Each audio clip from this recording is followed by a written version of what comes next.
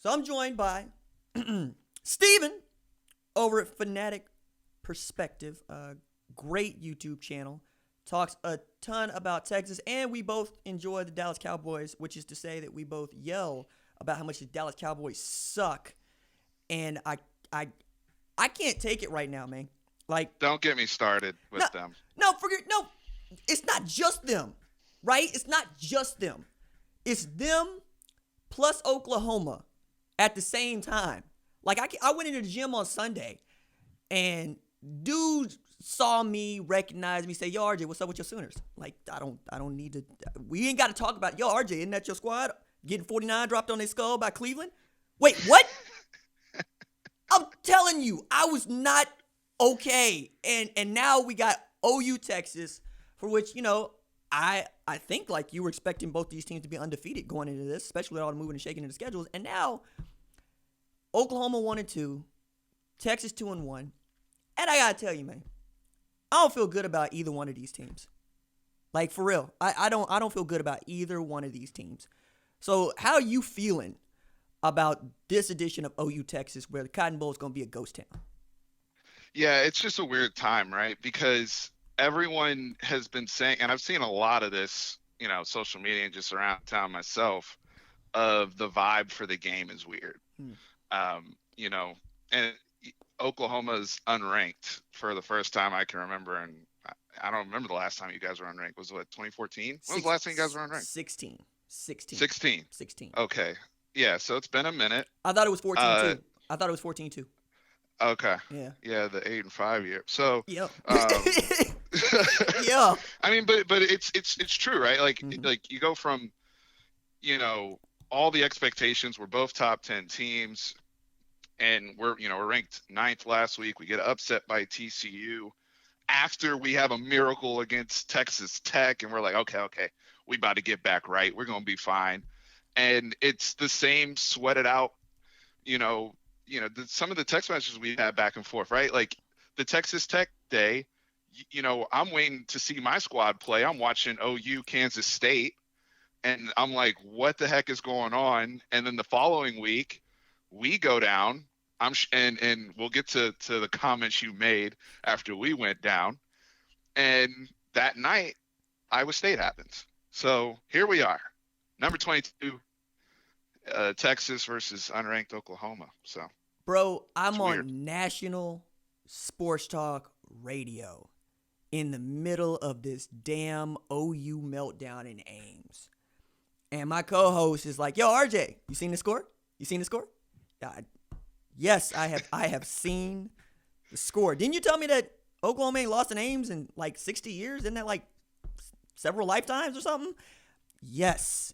And then on top of that, yes, I had some things to say about Texas Christian beating Texas in Austin. And I said after I made those comments, OU, you got one job. Do not lose this game against Iowa State.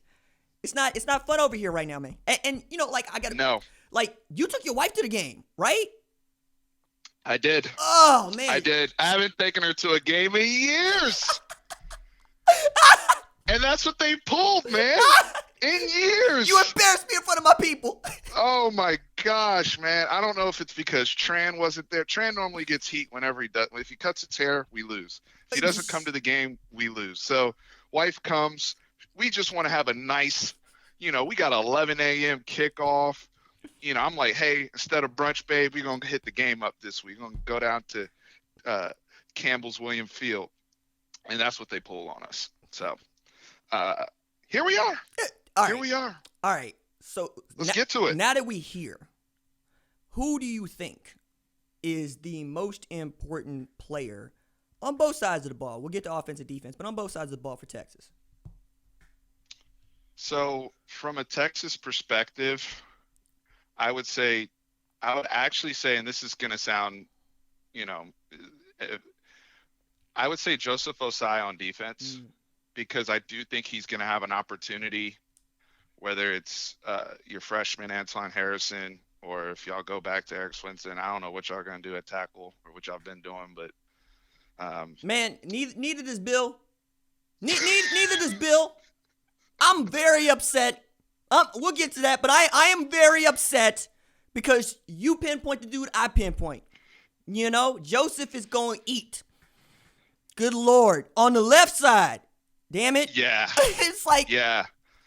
That's where he naturally lines up, too. Like, you don't even have to flip it up. You just. No, there's no flip. Damn it. That's an area of opportunity for Texas that they have to hit on, right, in this game. Similar to last year with, the issues we had with our offensive line against y'all's revamped defensive front with Grinch and the stunts y'all threw out there that really messed us up. But from a defensive perspective, I think Joseph Osai, like, that's the kind of the one I'm pinpointing as to, like, all right, big player, big game. Let's go. Let's put some heat on Spencer Rattler, and funnel him where we want him to go. We know Spencer Rattler's dynamic getting outside the pocket, but we want to funnel him and kind of control that. Now, from an offensive perspective, I'm going Sam Ehlinger. Okay. And I know you don't think he's a good quarterback, which is the comments you made last week, RJ, were ridiculous. Okay. When you look at the fact that, I don't know too many halfbacks that have thrown for 10,000 yards in their college careers or have 108 touchdowns or 3-0 in bowl games. He's going to break the 10,000-yard mark in this game, health willing, of course. I think he's about 206 yards short. But Sam, last year, I don't put that on him. I put that on Herb Hand and the offensive line in regards to the Oklahoma game. But the two Oklahoma games we had in 2018 played very well and had 4 touchdowns in the Big 12 championship game, had 5 touchdowns in that game. We beat y'all when y'all had Kyler Murray. So he's we go as Sam goes, especially now with Mike Yurcich. I do think we'll be able to put some points on the board and be able to run our offense a lot smoother than we did in the TCU game. Now, the big caveat here, before I pass it back to you, is when we have to deal with the Big 12 refs. And that's something that's everybody has to deal with. That's a concern. That's a both sides issue. That's everybody problem. That's a both sides issue. Like, ain't nobody gonna argue with that. Like, what? No. Everybody's got to deal with the Big 12 refs. All right, so you mentioned Herb Hand, but it clearly seems to me that Tom Herman disagrees with you because he looked like the only dude that man wanted to keep was Herb Hand. So he's still out there coaching offensive line. But to the point about Sam Ehlinger and being an outstanding tailback, I mean, great fullback, redefining what the fullback position is in 2021. JT Barrett was a hell of a fullback. Cardale Jones was a hell of a fullback, won a national championship. Braxton Miller, hell of a fullback. Some of these dudes end up playing in the NFL. Do you know what positions they end up playing in the NFL? It ain't quarterback. Because that's what it is, right? Like, if you were a good quarterback, you would go into the league as a quarterback. And insult to injury here, I don't think Jalen Hurts is a good quarterback. I was loud about it. I'm still loud about it. I know how you feel about Jalen Hurts. He got drafted second round as a quarterback. He plays as a quarterback. Like, he's what they want Taysom Hill to be, right? Without the knee injuries. I still don't understand this. How you going to pay that man with all them injuries after? Oh, yeah. I know why he got paid, because he ran all over Texas. He didn't throw the ball. Don't get me started on Taysom Hill. Don't get me started on Taysom Hill. Look, you're comparing Sam Ehlinger like he's Blake Bell. No. He's a better runner than Blake. He's a better runner than Blake. But can you tell me? Can you tell me? How do you throw for 10,000 yards? Yo, man, if you just let me go back there and chuck it, I'll throw for 10,000 yards. Many times I get to chuck it. Like, your man completed less than 50% of his passes against Texas Christian, and they were dropping 8 in coverage. You saw it. All they were doing was running zone. He's double clutching at zone. I can't help that man. I can answer that question. So, first off, you conveniently brought up the under 50%, but you failed to mention he had 4 touchdowns against Texas Christian. I said that in the video, too. I said that in the video. Okay. Did I not say that? Okay. No, but your man was 5 of 16 at one point with 2 TDs. Like, I don't necessarily think that's a winning strategy. That's what I'm saying, right? Like, okay. I don't think By the way, who is it that telling me that Sam Ehlinger is one of the 3 best quarterbacks in Texas history and nobody said Vince Young's name? You got to get on your boy Joel for that. Okay. Or who said that? Hey. You got to get on your boy Joel for that. Hey, And he on the Texas bandwagon this year. You ain't heard? He riding y'all. Hey, well, it's not just Joel that's on the Sam Ehlinger bandwagon, though, because we know how Joel feels about Sam Ehlinger. Can I interest you in Daniel Jeremiah or Todd McShay or the people that do this for a living that evaluate quarterbacks? I'm just saying, a couple of those dudes watch college football, right? A couple of those dudes do. I don't know that. I mean, Daniel Jeremiah was up there at North Dakota State watching Trey Lance. He doesn't start watching college football till the summer. You know what I mean? Like, show me somebody that has Sam Ehlinger on a draft board. Do that for me. They all do. Where? They all do. Where? They all do. Show me. Sam Ehlinger got a second-round grade from an NFL team. From an NFL team. Which team? That's been reported. Which team? They're not going to say what team. Because you they know that. we would clown the He hell got out a of him. second-round grade from a particular team. There is no mock draft. So to say that he's an undraftable quarterback is ludicrous, just especially when you factor in. So hear me out for a second. Okay. When you factor in his command of the offense, how he's gone through his progressions, he's improved his accuracy year over year. He's improved his throwing motion, his mechanics, his feet.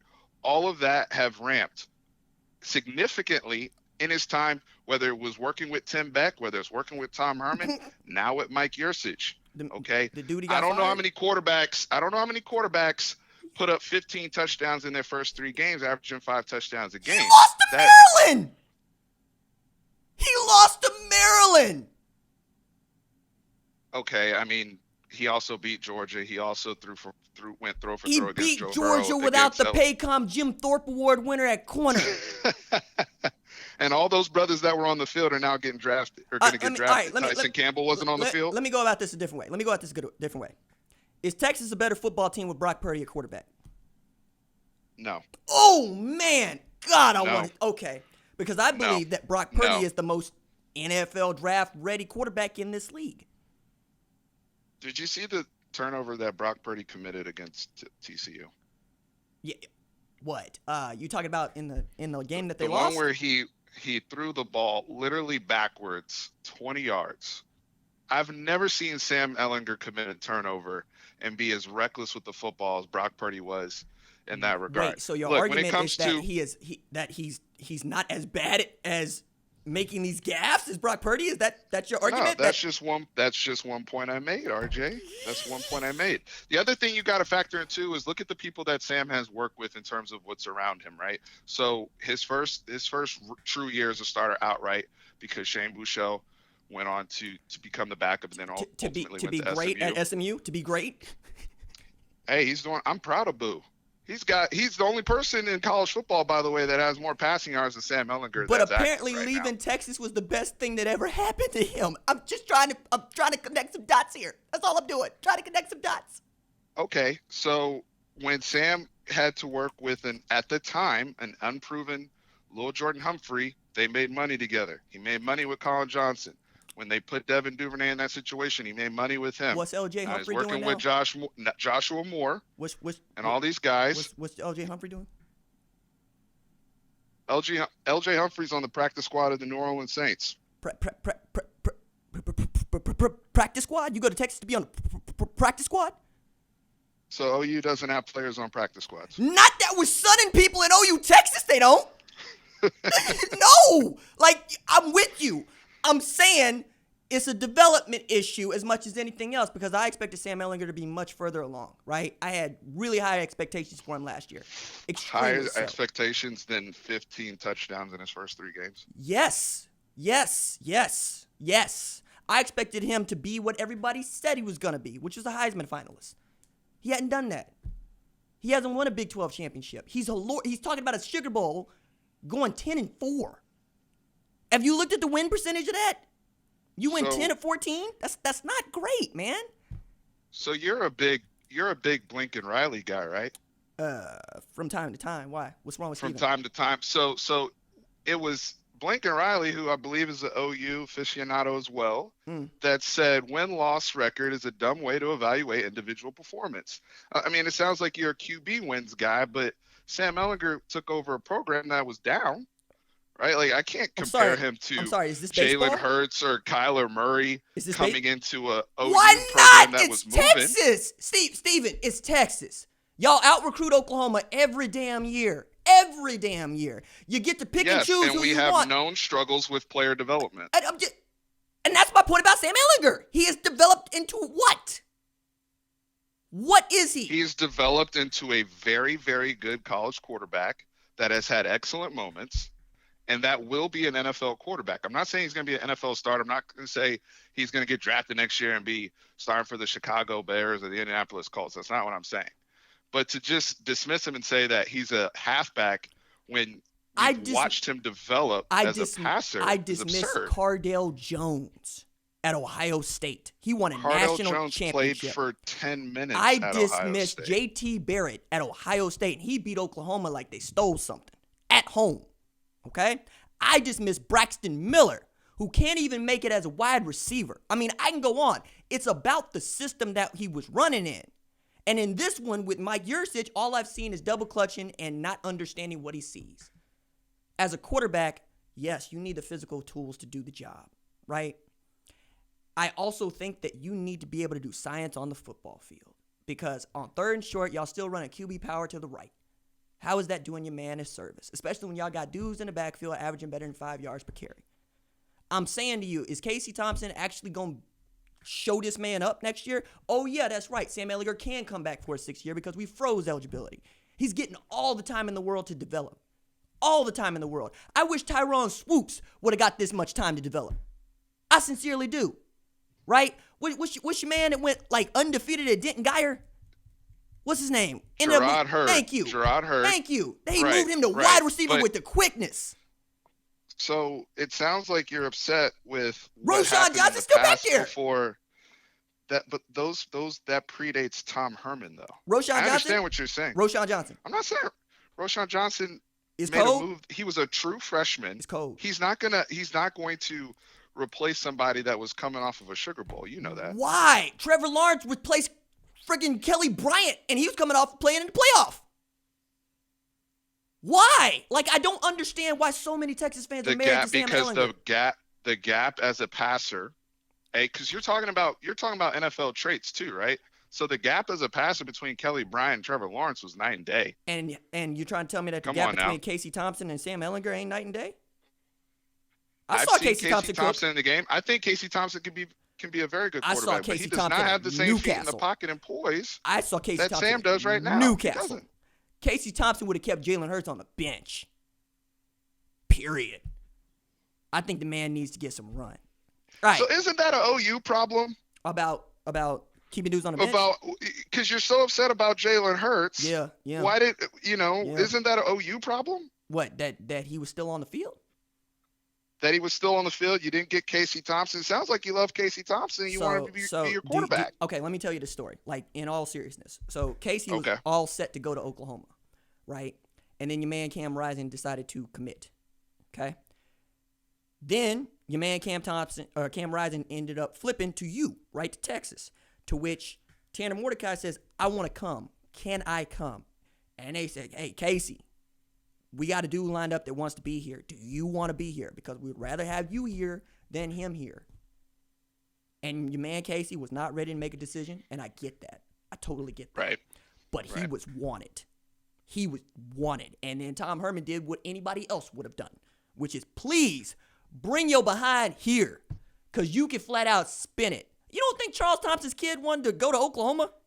You don't think that was ever on the table? Like that? No, I'm not. I agree. I'm just saying, like, because we get beat up all the time about legacy stuff, but like that one doesn't get talked about enough to me. Oh man, I talk about it plenty. Like so when it comes to quarterback recruiting, the reason that it's difficult to argue with Riley is because you can check the receipts, right? That's the reason it's difficult. I can argue about Tom Herman all day because Greg Ward is playing wide receiver for the Philadelphia Eagles, not quarterback. Even as they still have a need at quarterback and they not looking at him. They brought in a dude that's coaching high school football to play quarterback rather than just let Greg Ward get back there and cook because they don't trust him. I'm saying that it's got as much to do with Tom Herman as it does with his quarterbacks, because that has been the one thing that we can point to. None of his quarterbacks end up playing the NFL as quarterbacks. And your man Sam Ehlinger is built like a halfback. That's just what it is, right? Now, if he could play the position, play the position. I disagree with that. I mean, he's 6'3", 225. Have you seen his lower half? Down.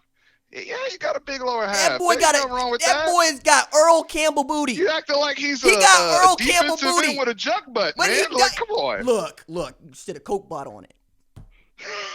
Okay. I'm at Big 12 Media Days last year. Your man shows up in Wranglers and boots and the polo, right? And he's got such moxie and he's got such belief in himself. And that's one of the reasons I really love him as a person, right? Period. But I'm looking at these thighs coming out of these jeans. And I'm like, how does nobody line this man up 7 yards deep? How does that not happen? They do it anyway. Like, they run halfback snap to him anyway. And then they ask him to throw the football and expose himself. I know we don't want to stay here the whole conversation, but I think Sam Ehlinger, go back and watch the Texas LSU game from last year. And LSU escaped an ass whooping, by the way. I just want to throw that out there this year to the LSU fans. LSU fans, send all your hate mail to my man Steven over at Fanatics Perspective. They already hate me. They already hate me. Come through, because they escaped. They got off the hook. But when Sam Ehlinger was out there, and you, as well as I know, all the NFL dudes, Christian Fulton and Grant Delpit and Ja'Cory Stevens and Kalavion Chason are all out. Jacob Phillips, who was hurt my beloved Cowboys this week, and Patrick Queen and Stingley, who might be better than all of them, are out there. And he dotted them up for 400 plus, throwing through tight windows, skinny pose, out route, everything. He did it. He did that. That was the same quarterback that you're saying is a halfback that can't spin it against NFL dudes. So the issue I have, right, is and I'll leave it here when we get off of it. I look at Jalen Hurts and I see a dude whose ceiling is always going to be him, right? Which is to say that he's always been in a position where he's had dynamic skill players, just awesome skill players. And he ends up getting a hook for Tua Tagovailoa in the second half of the national championship game because he can't make those throws, okay? I watch a man against Texas Christian not make those throws to dudes that are 6'3", like Brendan Eagles, to dudes that are 6'6", right? And I'm going, why doesn't Texas just run 6'3", 6'3", 6'7", 6'6" the whole day? What the hell is wrong with running Andrew Wiley and Malcolm Epps on the field at the same damn time and give Sam Ehlinger the biggest possible catch radius? Because I do agree with this. Jake Smith's catching is dropping too many passes. Like, he's open. He's open. And with his speed and his wiggle. He looked like somebody who hadn't played in a month. Right. So, like. And that's fair. I mean, he was dealing with some stuff with the hamstring and whatnot. Like, he's ramping back to where he needs to be. I mean, he looked like he'd been out. You put Malcolm Epps in there, all of a sudden you're scoring touchdowns. I agree with the personnel decisions. Okay, all right. I agree with that. All right. And I think that if Sam was maximizing all of the skill players around him, none of these games would be close. They'd all look like UTEP, right? Because you got Roshan, who was found money because he ain't supposed to be no tailback, and yet there he is, right? Keontae, okay, hang on to the damn ball. I'm not a big fan of Keontae Ingram, but that's, all of my stuff is Roshan's just better. And then you got Bijan, whom everybody knows I love. Everybody knows I love that dude. He's got 9 rush attempts in 3 games. 9? Hand him the football. I mean, he almost died in the Texas Tech game. I saw that. I'm just happy the brother is still alive and with us. So I'm not going to fault the coaches for saying, hey, we might want to be responsible here, because this is the same coaching staff that got heat when we put Sam Ehlinger back in the game in his freshman year when he was clearly concussed. So I'm not going to bash them for erring on the side of caution in regards to Bijan Robinson. It was a running joke for so long. It's like, yo, man, Sam don't look good. Why they keep doing this to this man? So we can't beat them up for saying, oh, Bijan didn't play this week. And Roshan Johnson got injured in the TCU game. That's another thing that, Joshua Moore, because this is going to factor into our preview, right? So Joshua Moore goes down with a bone bruise or contusion or what have you. Okay. You have Jake Smith in there, who is working back from being out and being injured. It's essentially his first game of the season. You have, now Brennan Eagles was there. Tariq Black, I don't know what's going on in that situation. Yeah, honestly. what is going on with that? I don't know. Oh, like, throw that man the ball. Like, what do you mean he didn't play? For what? He on the sideline. He don't have the COVID. He there. Throw him in the. All right. But I say all that to say, who out there that was in that TCU game against, and I think you're underrating TCU's defense, by the way, and some of the brothers they have on that side of the ball. You mean the same Garrett Wallow that gave up the big play that could have let Texas win the game? I'm underrating him. Wasn't he first team all Big 12 linebacker? Isn't this the guy that everybody's telling me is this? Say, dog. This. Say, dog. First of all, the Big 12 is a Sun Belt property. Second of all, I think that you have a point in that Texas Christian's defense is good, but they were poorly coached in that game too. Like they were poorly coached in that game. Like the third down. They were poorly coached. Golly, I'm looking Gary Patterson picking up penalties on his own. You got Doug Meacham out here calling wild third down plays, and they're constantly out of position. And you're throwing Max Duggan out there like his name is Sam Ehlinger, just trying to get him killed. Like, I kept looking at Juwan Mitchell going, he's going to destroy somebody. And then they get him tossed out of the game on what I thought was, look, if you're going to take back the targeting, you can take back the ejection. I hate that rule. And I really do. Terrible rule. And I thought But that's Big 12 refs for you. But Juwan Mitchell is that dude. Like, I didn't know that he was going to be that dude in the middle, right? I know about Adeoye, right? I know about him. And I know about the secondary, right? I'm a Caden Stearns truther, right? I still think that if you run that three-man front, you're doing yourself a disservice. Unless your goal is to make Oklahoma run the football.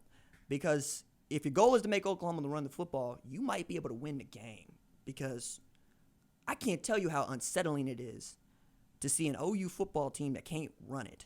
Like, one dude averaging better than 5 yards per carry. Texas got 3. You're not averaging Y'all better. are averaging, 3.8 on the season? Right. As a team? Right. And this is a squad Jeez. that routinely goes for 200 a game, right? 300-yard rushing games aren't new. So I'm looking at it going, if I'm Chris Ash, fine, cool. I'm just going to make them throw the ball because if I force Rattler into bootlegs and sprint outs because the offensive line can't protect him, I'll take that because I like my secondary up against OU's wide receivers better than I like the idea of perhaps giving him man-to-man and stacking the box. Stack the box for what? They can't run the football. So from that standpoint, I'm going, how does Chris Ash manage to mess this up? Because I know how Oklahoma can mess it up defensively. We've seen that the last 2 weeks, like second halves and fourth quarters. Run game stuff has to be accountability with the players up front in the front seven. Now, Juwan Mitchell will be there. Ade is out for the season because he's gonna have to have a shoulder surgery per Tom Herman. Did Herman say that yesterday? Yeah. Okay, that's my bad. That's my bad. Yeah, you're good. You're good. He went down because he came in for Juwan Mitchell. Right. And then he went down and then Court Jack was thought they were. Yeah. Okay. So that's gonna be the crew in the middle. But when I say man for man, because I have some matchups that I want to see. Like I want to see Creed Humphrey versus Keandre Coburn. I think that's a fun matchup. I don't want to see that. I don't want to see that. Look. Why not? All right, let me run this out, okay? Damn it, Creed. So last year, going into last year, Creed Humphrey's supposed to be coming out draft eligible, right? One of the premier interior linemen in college football and one of the handful that you could expect to get drafted in the first round, which is a really big deal. And the same year that Kyler Murray is named the starting quarterback at Oklahoma, Lincoln Riley says, the most talented football player on our team is not Kyler Murray. The most talented football player on our team is Creed Humphrey. Now, one of my best friends played NFL for 10 years, right, and played center, guard, tackle. He's just that dude. And he was looking at Creed in the Kansas State game in particular, said, what happened to him? Because he used to be nasty. And he used to be able to eat up these defensive tackles. But even last year, when he is quite literally the most talented football player on the field, Bravion Roy is destroying him. Again, Baylor had him just folded up in both games. Texas Christian runs Tyler Shelvin at his face, and he can't actually hang. So the idea of a dude as big as Bravion Roy and Tyler Shelvin, whose nickname is Snacks, going against Creed Humphrey does not make me feel good. That ain't what I want. That ain't what I want. And, that's before I start talking about the depth chart. Like, I'm fascinated with the talent that ends up at Texas because I like Alfred Collins, but I like Vernon Broughton more. And I'm going, man, they only going to get better. It's about developing. So you want to see Creed Humphrey versus Keandre Coburn, and I don't for exactly the reasons that you do. Moving on. Hey, that is 1,000% justified.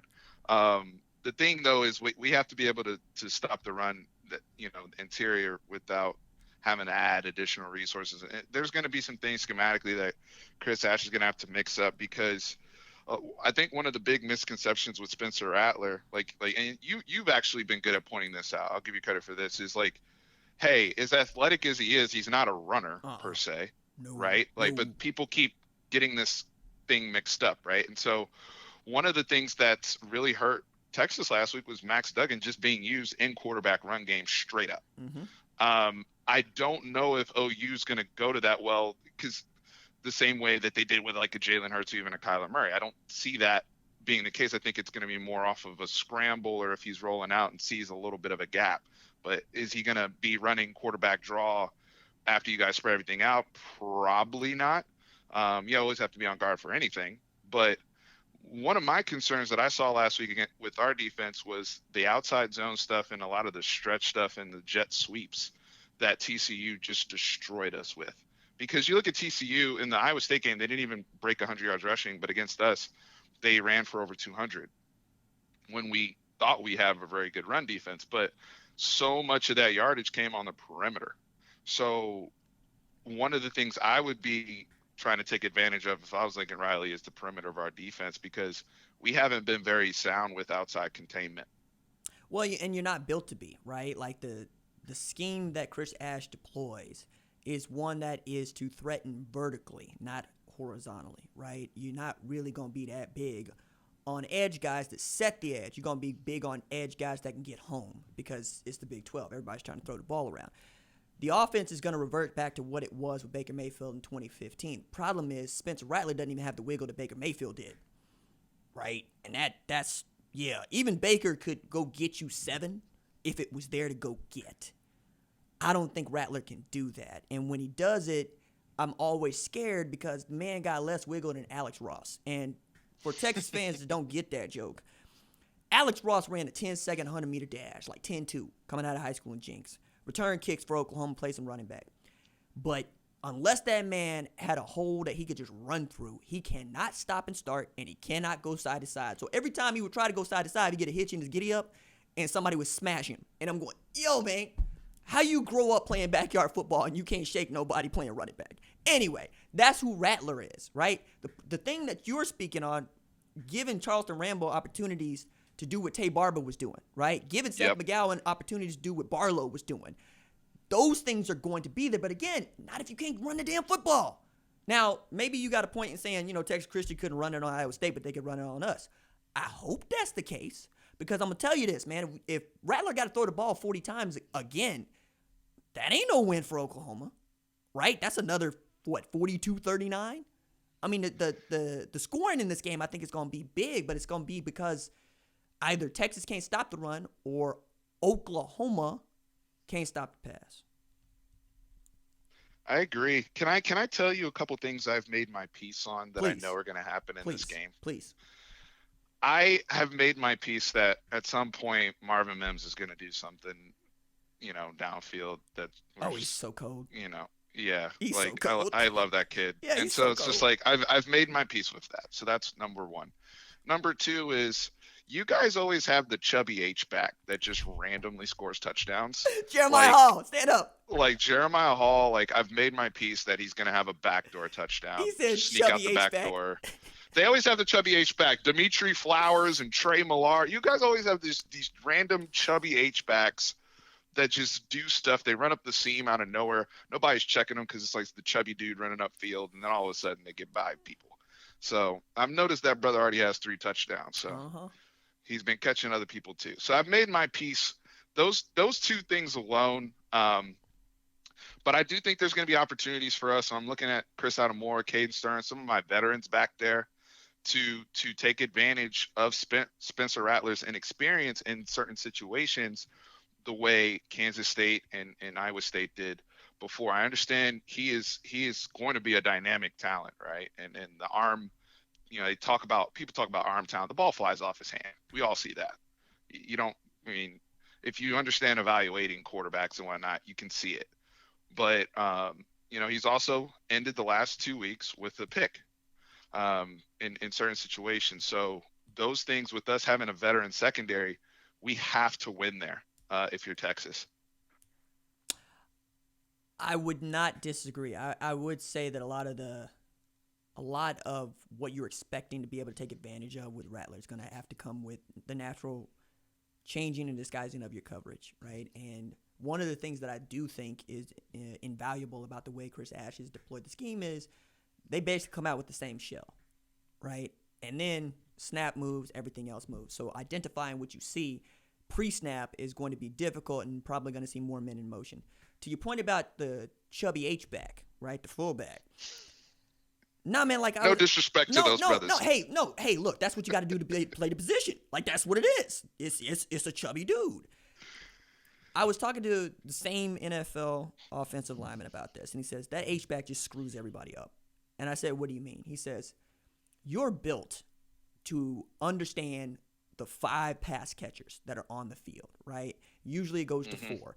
You might see a tight end, 2 wideouts, tailback. You think that blocking back is doing just that, blocking back, right? You're not expecting him to do what, say, Kyle Juszczyk does with 49ers, where he'll be in the eye and the up back in the eye, and he'll make like he is going to just smash this middle linebacker, juke him to the left, and then be wide open. Because nobody's built to take care of that. That's not something that you were built to identify in conventional football.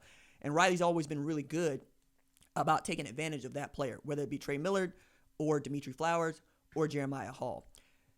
I'm really excited to see who matches up over the top of Austin Stogner. Because at 6'6", 250, yep, in man-to-man coverage, Rattler has demonstrated I'm throwing it to that dude. Number one, he is that big. And number two, he's nasty. Like, I saw this when he was at the opening final in 2018, playing 7-on-7, right, with Rattler and a couple other dudes like Theo Weiss and R.J. Henderson and Trajan Bridges. But what was very clear was he was not taking any smack off of anybody. And somebody went to go and smack the ball out of his hands when he was going for the catch, and Austin threw his elbow into this dude's face in 7-on-7. They don't have pads on, none of that. And they said, Austin, that's a personal foul, then call it. Okay. He said, then call it. Tell him also to Jeez. Right? He said, then call it. Jeez. Get off the kid's me. a dog, man. Yeah. He's a dog. And at tight end, right? Like, that's invaluable. So those two are going to be interesting. I am also interested to see Mike Yurcich versus Alex Grinch. Because the offense... I actually have that on mine, too. Because I think Mike Yurcich is a better play caller than Tim Beck. And I also think Mike Yurcich is good enough to beat Alex Grinch in a play call, right? That was the thing that was really, really eye-opening for me against Texas Christian is there were a couple of play calls that Yurcich dialed up that should have gone for 6. A couple of them, I think, were to Jake Smith in both halves, the same play. And they weren't ready for it. And I'm going, if he's able to do that with Oklahoma, that's a problem. Because Pat Fields was not actually supposed to be starting free safety on that team, right? Tremendous leader, tremendous character, hometown kid. But you recruited over the top of him. 3-star out of Tulsa Union is not supposed to beat out a 4-star, high 4-star in Robert Barnes or Justin Broyles or Jamal Morris and all that gone and it goes, right? But what we've seen is you can body him, right? You can take him out of plays. And knowing how Texas recruits, that's where you're supposed to win. You're supposed to win in one-on-one matchups because you're supposed to be more talented. And that's always going to be the thing that terrifies me about University of Texas football. On paper, you win. Now, whether or not you live up to that paper is why we're here, right? Like, I have always thought that's fair. And I really want to know what it's going to take for that to happen. And I'm not sure that your man Tom Herman has it. And I bring that up to say, if Texas loses to Oklahoma, does Tom Herman get a 5th year? So this is the most, and I've been wrestling about this. This is probably the most important game during his Texas tenure. And I think a lot of people feel that way, just with the expectations that are there. You have a senior quarterback. You have the experience you have with all the guys that came back on defense, and, the home run hires that we felt like we made within the coaching staff. You have all these changes. You have to beat OU in this situation. An OU team that, you guys aren't going to have Ronnie Perkins and Ramondre Stevenson, Trajan Bridges, and Kennedy Brooks isn't there. Like, you think? There's no excuse though. Oh, that's right. That's right. There's no excuse though. No, that's so, right. Is it, if they take it, I mean, he'll have to get through the season, and we'll have to see how things play out. But, this fan base is on edge as is right now. I mean, I made a video just talking about a press conference that he did the other day that I didn't even think was that bad, and people are lighting him up, right? And so that goes up the board to Chris Del Conte and, the investments that are being made to the program and where we think we are, because at what point does this again start to play into recruiting? And so they have to win the game. I mean, it's I hate to be so basic with that statement, but now at the same token, you're also going against a very, very, I consider you guys like a wounded animal right now, but you're very dangerous because y'all can't go 0-3 in the Big 12. Right. And so, and now all this talk about, these are all Lincoln Riley's kids and blah, blah, blah. And people are starting to introduce doubt on the OU side. So for Tom Herman, he has got to take advantage and maximize this opportunity. They have to look better than they did the last 2 weeks. Now, offensively, going back to the Mike Yurcich point, I do have faith in him, regardless of whether you have faith in Tom Herman or not. That's one thing. And I understand the skepticism around Chris Ash, considering, people still haven't gotten over the Rutgers stuff. However, when it comes to Mike Yurcich, do I think that he can figure out how to get Jared Wiley on your boy Brendan Radley Hiles? Yes. And isolate him that he ain't gonna have to figure it out. They're just gonna do it. They're just gonna do it, right? Just the same way they did with Charlie Kohler last week. Yeah. You can't hide that dude for the whole game. No, but you can, and they just choose not to, because they did this with David Sills in 2018 at West Virginia. Dana put him in the slot. Will Grier saw him in the slot, gestured for the hot route, and it went damn near 6. All right, it was cool, mouse in the house, let's go. That's what it's going to be. But here's the thing about Buki, and the reason that I defend him so, right? It's not because of his raking. It's because 2 things. He's playing out of position. He's a corner. If you give him the boundary, he's a different player, right? 2, he's playing the most difficult defensive back position on any football team. And he is the most physical player on the team for them today. Think about that. Think about that statement. The 5'8" dude is the dude that I trust to throw hands. You know this about me. I'm 5'5". I'm a $130. But ain't nobody gonna punk me. You gonna catch my hands before you punk me. That's not gonna happen, right? That ain't what it's gonna be, right? Somebody is leaving with broken limbs here, and that is Buki, right? If you give him an opportunity to go hit somebody, he's gonna hit him.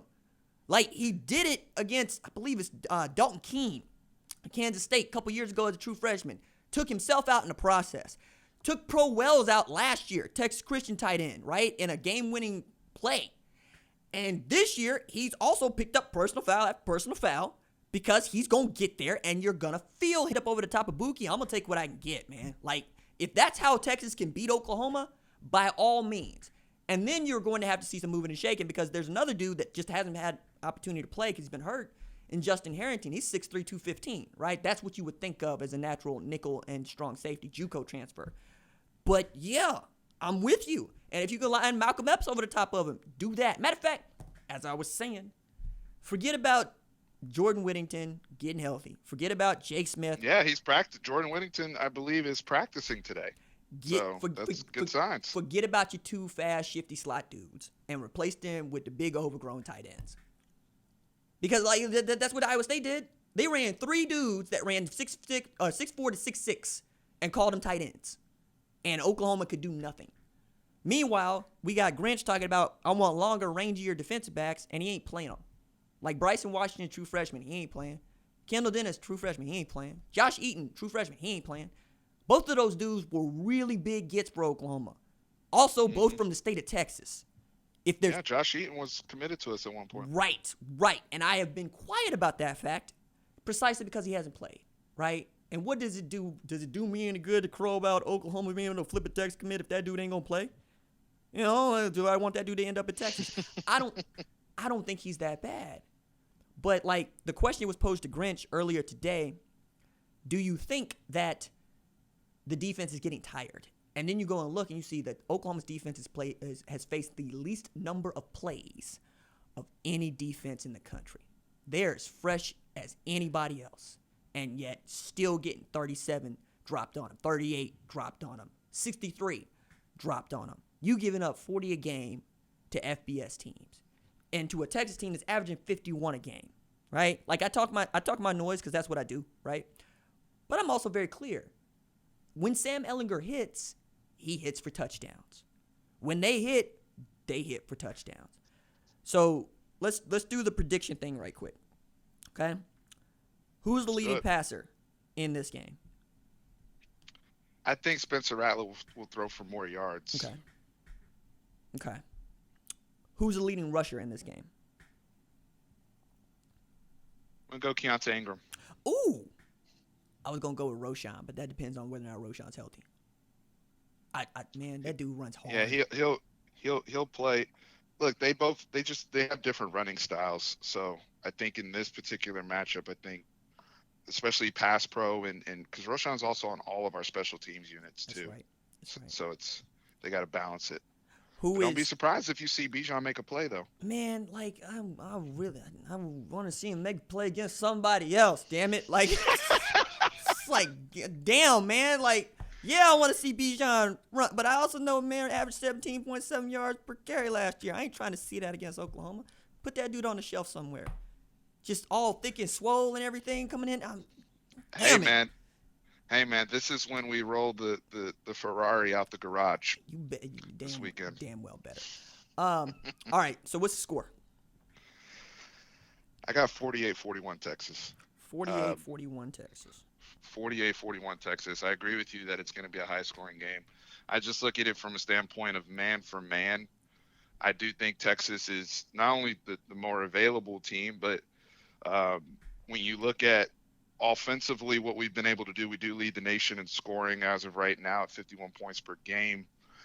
Mike Yurcich against Alex Grinch, key matchup, but there's some other little wrinkles in there, right? Like Jay Boulware's over here now. I'm wondering if Jay Boulware gives us, any tidbits on special teams or, coming from, y'all side to our side.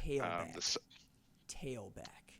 Like I know he was a special teams coordinator, but that became more of a Beamer thing once Beamer got here. But every last one of those tailbacks are his. Every single one. And if anybody knows those tailbacks, it's that dude. It's him. Yeah, like DeMarco Murray out here trying to buy the Mets. You need to go get Kamar Wheaton. You need to worry about TJ. DeMarco Murray's like the cool guy that becomes a teacher at your school. Man,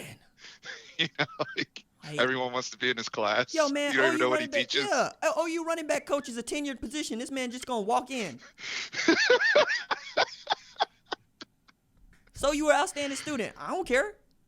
And you better go. You better go get published. Anyway, I'm going to get on my professor thing here in a second. All right, I'm going to go 45-40 Oklahoma with a couple takeaways by the defense, by OU defense being the difference because, well, I'm allowing myself such wishful thinking. Friggin' what? 2 takeaways in 3 games? 2 and 3? And Grinch out here talking about, let's get 26 in 10 games? You must be crazy. They ain't got 24 takeaways since he got here. Like, total. Anyway. I'm not looking for. I'm glad it's 11 a.m. kick, so I can get it out of my system. I can get it out of my system. It'll be done by the time I gotta go on air.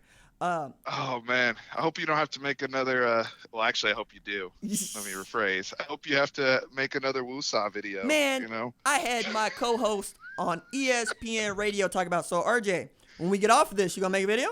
I know you've been on with us. All right, I'm set my alarm for 1:20 a.m. and I expect there will be a video. I'm going, damn it. All right, so the game that's going to be on, or just going off, I should say, when I go on Saturday is Miami at Clemson, number 7 versus number 1. Fun fact there to start with, Clemson has never beaten Miami in Death Valley. Now, they played twice, right? One went to triple overtime in 2005. The other one was not close, 31-20 in 2010. And we know who De'Aaron King is, and we know who Trevor Lawrence is. Sure. I think the things that I'm most excited about is what does Blake Baker's defense do against Travis Etienne, who could break Tiki Barber's record for 100-yard rushing games in the ACC in a career with 19. And can De'Aaron King actually get the better part of Brent Venables? Because it doesn't look like nobody else can. Like, what are you excited about with this game? So I'm excited in regards to De'Aaron King, of just seeing him work with his playmakers, and they have some NFL guys over there. Like Brevin Jordan's going to play on Sundays. Will Mallory can play too. Yeah. I mean, so when you're looking at how in the offense that he's now being allowed to work with Rhett Lashley, that's a fun matchup just between coordinators, right? And the weapon that he has in the De'Aaron King of utilizing his legs and trying to give Clemson fits. Then the other thing too is like Trevor Lawrence, with Justin Ross being out, he's starting to work a lot with Amari Rodgers, who's a veteran, but the other young man, Layden, or number 2 on Clemson, he's been starting to eat, and you're seeing. This is like what the NFL wants to see from Trevor Lawrence. Can you make other guys, elevate other guys, make them around you better, right? No matter who you're working with.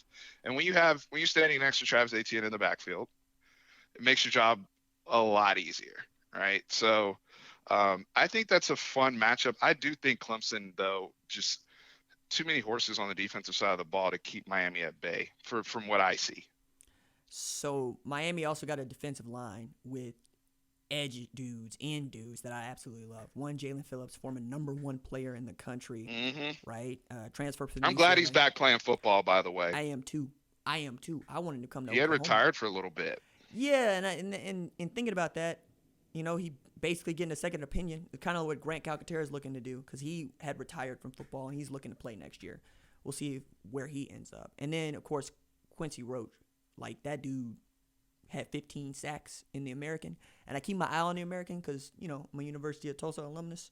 So, I kind of, I look up and I said, Temple.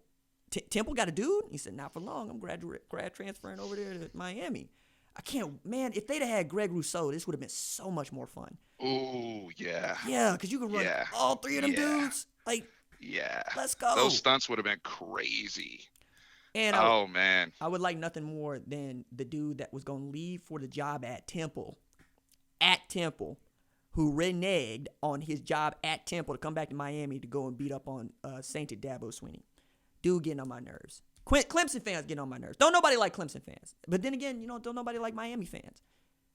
And yet, here we are talking about the number 1 team in the country, number 7 team in the country.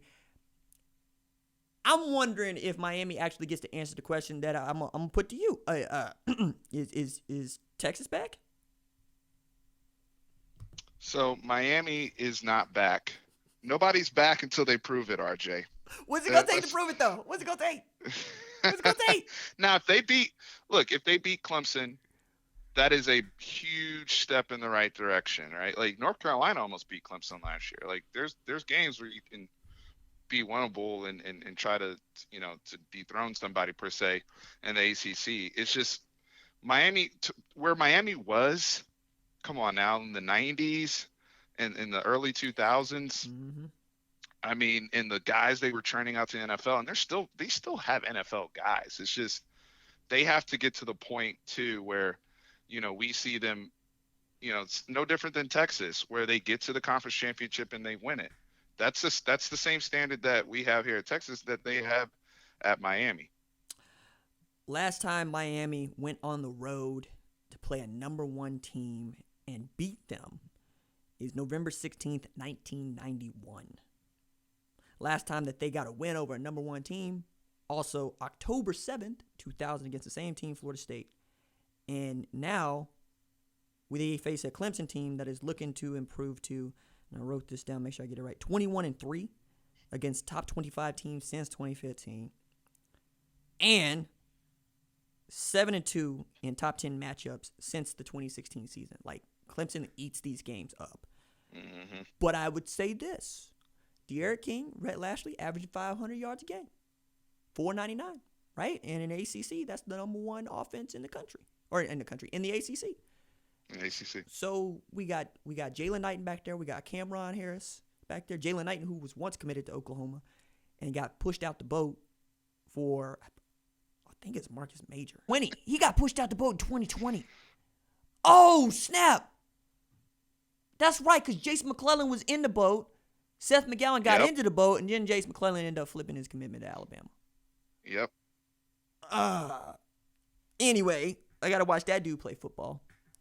I'm interested in this game because I like seeing De'Aaron King do things. And I like knowing that he broke a record held by Tim Tebow because I can't stand conversation about Tim Tebow. Because every time I talk about Tim Tebow, people want to tell me he's the best college football player ever. And I say, Cam Newton exists, dog. Cam Newton exists. You know who else exists? Vince Young.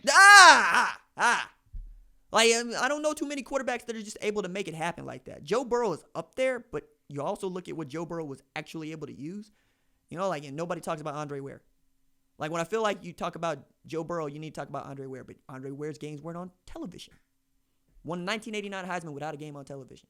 You know he was cold. He was awesome. Unfortunately, he was cursed and went to the Detroit Lions.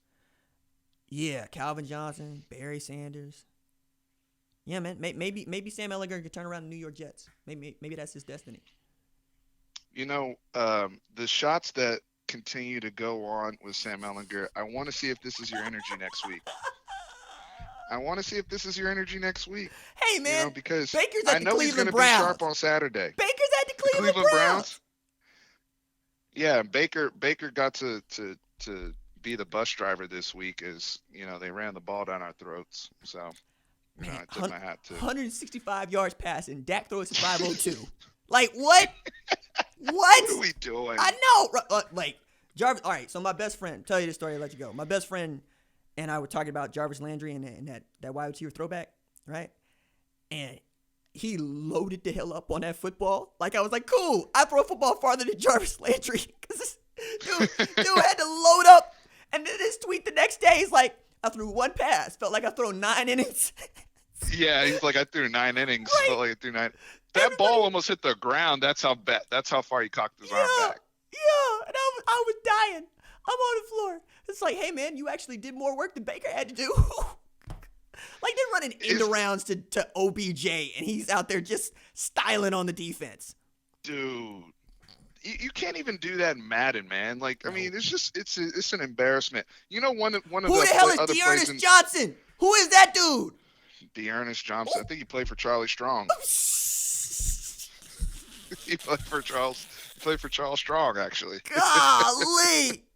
I looked up and I said, I never heard of this cat. That's who we were getting cooked by. That's who we were getting cooked by. I mean, look, they had Baker Mayfield is one of the lead blockers on one of the end around, and Everson Griffin didn't even, destroy him. So that tells you everything you need to know about the Mayfield defense. Like, Everson Griffin, what are you doing? DeMarcus Lawrence, give me your money. You stealing from him. And I got to deal with all these. I've started calling him Tank Abagnale Jr. And then Taco Charlton leaves, and all of a sudden he can play. Like, maybe that's what it's going to take.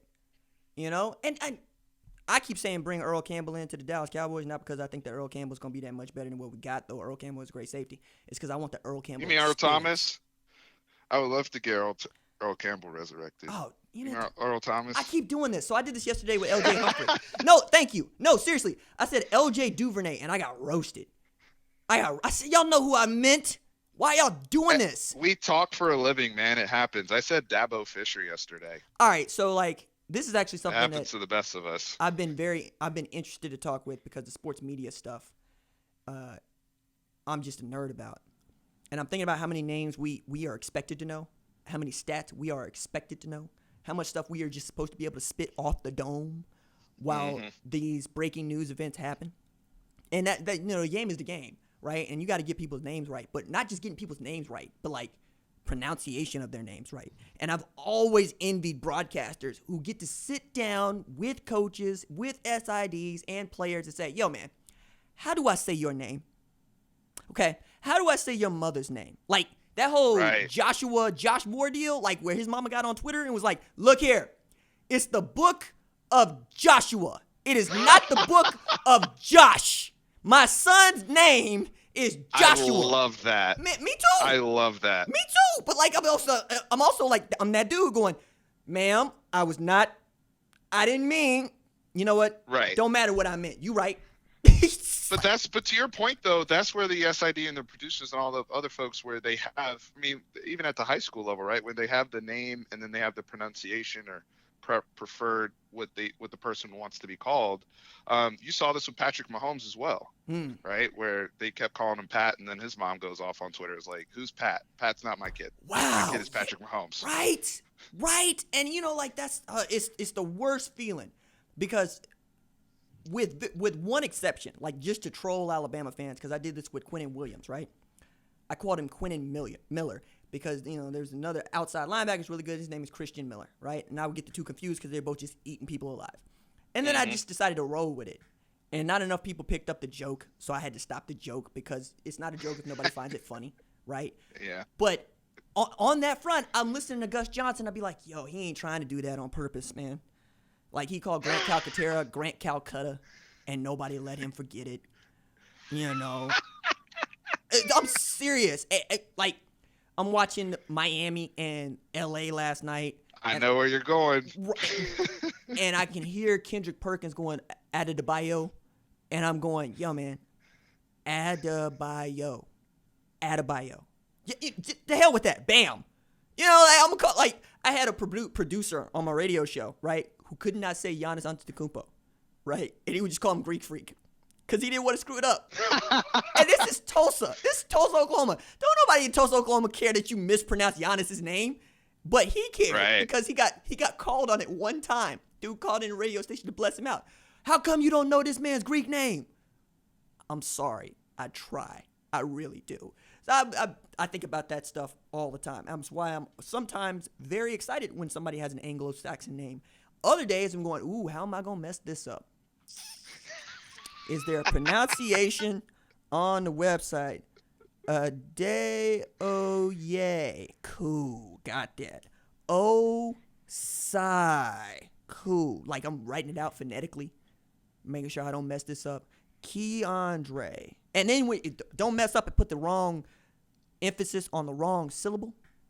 Like Derek King, that's the man's name. Derek King, his mama gonna tell you she don't know who that is. Yeah, who is that? Who's Derek King? I'm trying to help me. Help me, help you. Help me, help me. Help you. Right. Like, remember, I'm on national television talking about this. I'm on national radio talking about this. It does me no good to mess up your child's name. By all means. Like, DJ Uyunglele, right? Oh, he's got one of the tougher ones, man. Yo, man. I saw them struggling in the Army, on the All-American Army Bowl, whatever. So my goodness. So Greg Biggins is the homie, right? Covers the West Coast for 247. Really outstanding reporter and analyst. Does this stuff, right? Dope. And I said, Greg, like I know, we all got to be able to say this kid's name because it's him and Bryce Young. And I ain't got no problems with Bryce Young. And I ain't got no problems with DJ. I have a problem with his name. And, he said, cool, I'm going to send you a recording that his father made for me because I was mispronouncing his name. And Greg covered this dude as tightly as anybody has covered DJ so far, right? Nobody has covered him as much as Greg Biggins has. And yet he was like, nah, I'm going to do you that solid because you out there talking for a living. And I know how you must feel because you're not out here trying to make mistakes, but you see all these vowels together and all these consonants together, and you say, hey, man, like, hold up. I've never seen this collection before. These are not chunks that I learned in phonics. Could you help me out? And then the worst part is when people be like, nah, just say my name. Nah, man, I don't want to play that game. Nah, I just want to hear how you say it. No, you don't. You want to make fun of me for how I mispronounce your name so that your mama can call me to bless me out, not knowing that you told me to just come out here and just say your name, knowing that I'm going to get laughed at and I'm going to get trolled because you wanted the funnies. Nah. I see both sides of it, RJ. As somebody who has a Cameroonian last name myself. Hey, what was growing up? What was the first thing I asked you? What was the first thing I ever asked you? How do you pronounce your last name? Tell the people how to pronounce your last name. Ngati. Slow it down. Slow it down. Ngati. So, like, the way that I remembered this, y'all, I read and watched a lot of, gangster movies, and there was a dude by the name of John Gotti, and then there was another dude that came out who was even more gangster, and he is Yo Gotti. That's how I got to Ngati. So, if you need to, perhaps remember that you listened to Yo Gotti. Perhaps remember that John Gotti was one of the made men in American mob scene. And yet, here we are being like, yo, man, can we just call him Steve? Can we is that going to be okay? 8 deep, man. It was what, a 5-second conversation for us? Yes. 8 deep. Yes. Yes. But it's like that. All right, man, I asked you to do this for like an hour. We already over. Is there anything else you want to talk about we didn't get to talk about? Nah, man. I just echo the importance going back to the Texas OU stuff. Excuse me, Texas OU stuff. I made that Tom Herman mistake. What this? Yeah, I know. Everybody's been beating him up about it, but it's just talking fast, right? So, Texas OU, in terms of the significance for Tom, is paramount, and I think that's just the overlying theme here. Because at the end of the day, nothing's going to happen in Lincoln Riley if you guys have an awful year and you come back and run it back in 2021 with everything that's going on. I know it's you and the Oklahoma folks on here don't want to hear that, but we've been in this horrible cycle for over a decade now. 10 years. Right? So it's time. It's time to do, like, at this point, it's just like, dude, just win the conference. This isn't a great conference. You know it. I know it. We watch these teams. We see them every week. I mean, just win the conference, right? And you have to go. You have to go through OU, because in some ways this may potentially be an elimination game. Who knows? So, I appreciate you bringing me on the show, man, and letting us wrap it up. And hopefully we can get together and recap, but I appreciate you. Nah, man, I'm here for it. Subscribe to Fanatic Perspective. Man, Steven Ngati and Tran do a great job breaking down Texas. I do check in on it from time to time, especially when there's a little bit more depth to what I'm looking for, and that's certainly what you're going to get there. On these here YouTubes, we got to go deep. We got to stay narrow. Otherwise, people get real pissy and mean at us. Be like, yo, man, today I want to give you 2 minutes on, I don't know, Georgia, Alabama. Nah, you better be able to talk about the third dude on the depth chart. Otherwise, you're not going to be able to make it very long. And that's what this man does. And if you are new to the channel, you probably don't know this, but I don't have a lot of people on because there aren't a lot of people that I want to talk to. And Steven is one of those dudes I like talking to. There's a link in the description below to where you can find his channel. And please do me a favor and subscribe to it. And we will catch y'all, Saturday. Yeah, I might be hiding out. All right. Doses. Hook 'em. My man. I appreciate you, homie.